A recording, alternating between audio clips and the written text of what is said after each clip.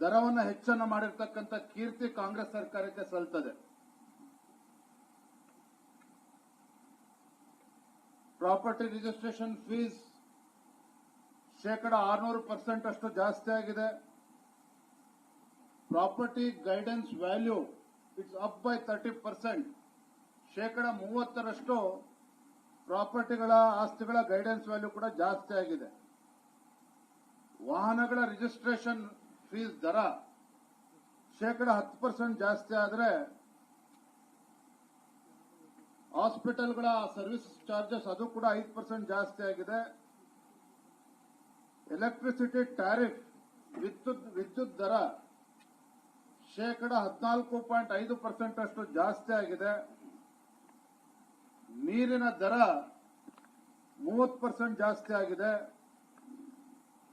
ಹಾಲಿನ ದರ 15% ಜಾಸ್ತಿ ಆಗಿದೆ. ಬಸ್ಸಿನ ದರ ಕೂಡ 15% ಜಾಸ್ತಿ ಈಗಾಗಲೇ ಆಗಿದೆ. ಆದರೆ ಮತ್ತೊಂದು ಕಡೆ ಕಾಂಗ್ರೆಸ್ ಸರ್ಕಾರ ಬಂದು 2 ವರ್ಷಗಳಲ್ಲಿ ಎರಡನೇ ಬಾರಿಗೆ ಮತ್ತೆ ಹಾಲಿನ ದರ ಜಾಸ್ತಿ ಮಾಡಬೇಕು, ವಿದ್ಯುತ್ ದರವನ್ನು ಜಾಸ್ತಿ ಮಾಡಬೇಕು, ಈ ರೀತಿ ಚರ್ಚೆಗಳು ಸರ್ಕಾರ ಮಟ್ಟದಲ್ಲಿ ಈಗಾಗಲೇ ಪ್ರಾರಂಭ ಆಗಿದೆ. ಒಟ್ಟಾರೆಯಾಗಿ ನಮ್ಮ ರಾಜ್ಯದಲ್ಲಿ ಕಾಂಗ್ರೆಸ್ ಸರ್ಕಾರ ಅಥವಾ ಸಿದ್ದರಾಮಯ್ಯ ನೇತೃತ್ವದ ಕಾಂಗ್ರೆಸ್ ಸರ್ಕಾರ ಬಂದ ನಂತರದಲ್ಲಿ